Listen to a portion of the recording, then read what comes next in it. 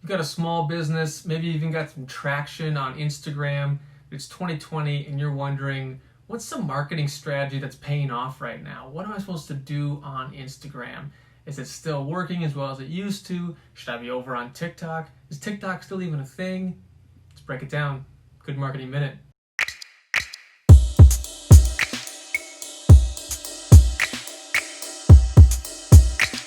So let's get right to it. Sort of the current state of affairs with Instagram. Is it a great place to start right now? Would it have better to start a year ago, 2 years ago, 5 years ago? What's happening right now? Here are my thoughts. Yes, it would have been better to start a few years ago on Instagram. Does that mean it's worth not starting now? Absolutely not. Instagram is still a vital place to be present, just like starting a Facebook page right now. It is mission critical. The same would be true with Instagram. It's still a place where aesthetics are important, but not the most important thing. Probably the largest thing to consider when entering the space of Instagram, or even trying to advance in the space of Instagram, specifically in 2020, it's been true since the launch of Instagram, is the type of customer that is on Instagram. It's different than the type of customer that's on Facebook. Even if you have the same person that has a Facebook account and Instagram account, it's a completely different mindset and approach for that person when they approach Instagram and look through that feed and watch those stories and watch those IGTVs versus when they're on Facebook. The engagement is different, their brain is functioning differently, and so there are a couple things to be aware of. So we'll break it down into 3 categories. Instagram still has the feed, it has Instagram stories, and it has IGTV, which I believe launched in 2018. Maybe not exactly, but it's been out for a few years. And then the fourth category, Reels. We gotta talk about Reels. I mentioned TikTok, I even mentioned Instagram Reels. So yeah, obviously Instagram Reels as well. So first, let's talk about the feed. The feed is not as advantageous as it has been in the past. Does that mean you should not post on the feed? I don't think so. I think you can still post just as much as you would have on the feed. Probably cut yourself some slack when you don't see as much engagement coming from there.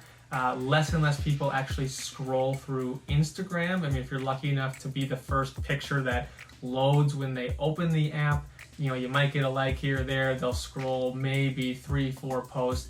The vast majority of user behavior on Instagram right now is watching stories. So that gets us to our second point, stories.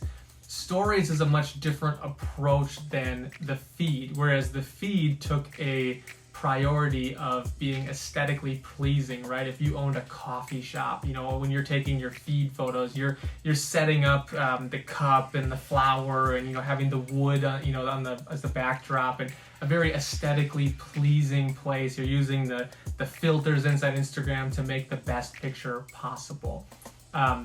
It's ironic because Instagram was sort of created to have these instant grams of this is what's happening right now. So stories is sort of the counterbalance to that. Stories is where you're supposed to connect a little bit more in real time, so continue to leverage it that way. The thing about stories is you can over-index there a lot more than you can on feeds without bothering people. It has a lot to do with the user interface that Instagram has developed for the app. You can, you've used it before, you can tap just on the right-hand side if you want to skip through some stories. You can swipe if you want to skip a whole person's story, or you can watch through each one. That's a maximum of 15 seconds.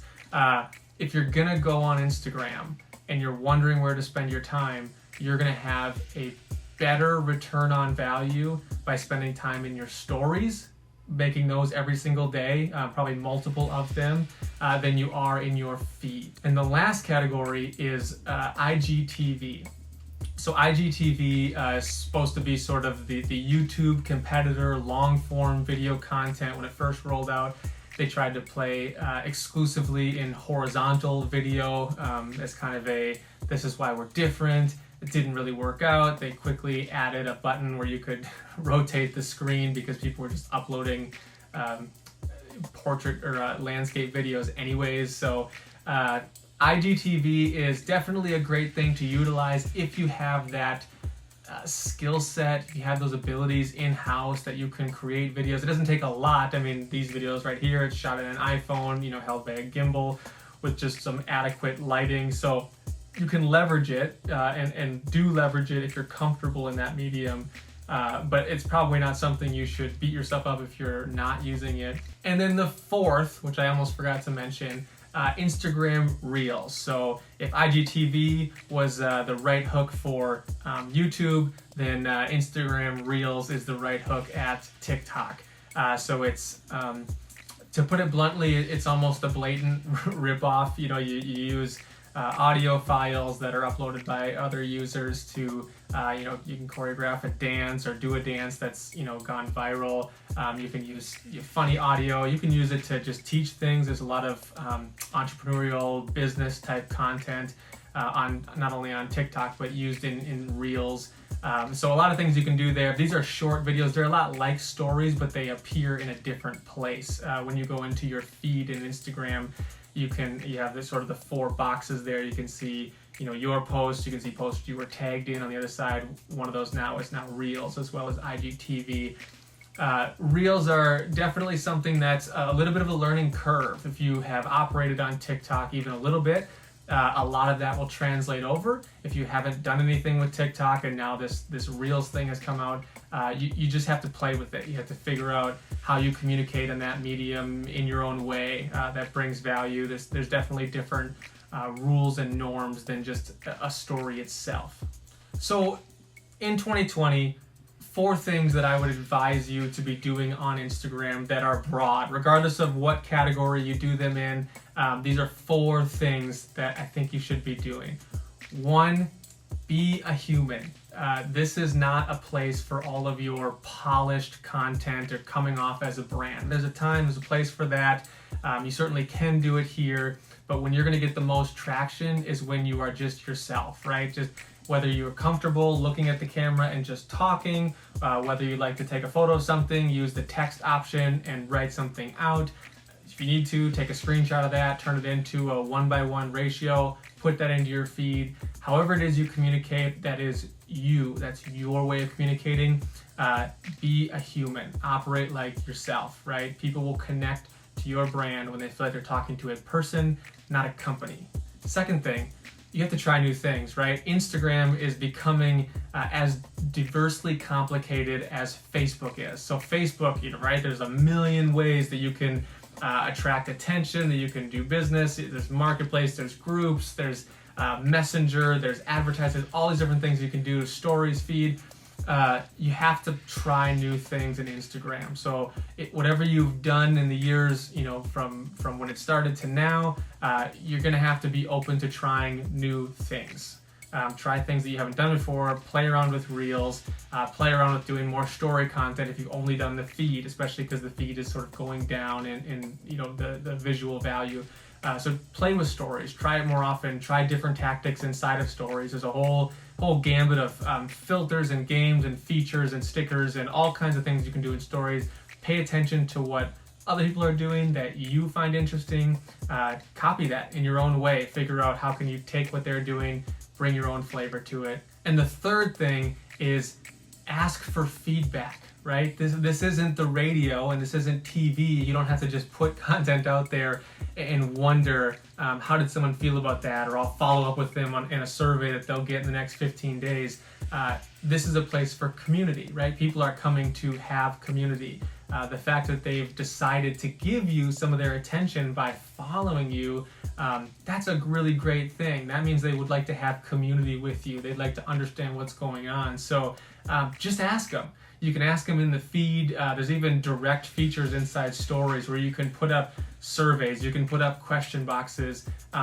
You should be heavily engaging with your audience on what questions they have or what questions you have that they can answer. How can you bring them more value? What questions they have about running a business? What questions they have about coffee, or questions about whatever it is that you're doing. They view you as somewhat of an expert in that area. So you should be able to elicit feedback from them on how you can bring more value, but also open the door for them to ask you questions and bring additional value just from being an expert in this area and being able to bring value to them.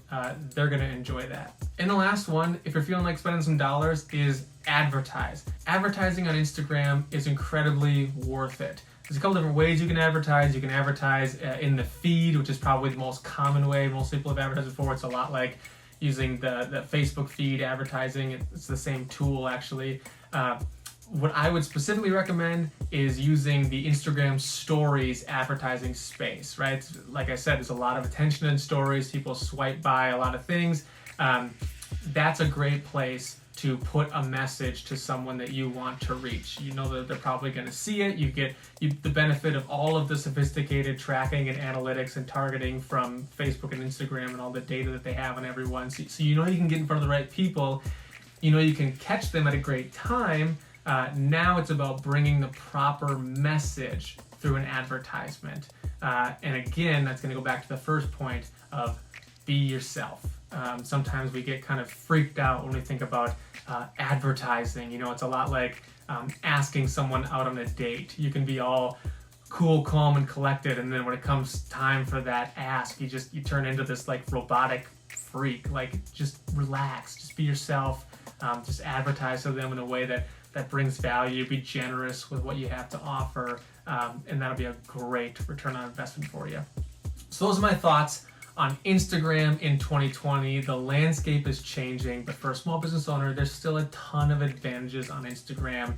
If you've been there for a while, you feel like you're kind of hitting a plateau, couple small tweaks, couple things I think you can play with, still get a lot of value out of the platform. Hope you enjoyed this. If you did, I would really love it if you would like this video, share it with someone you think it might get some value, and don't forget, if you already haven't subscribed, to subscribe so that I know you're liking this and I'll put more out.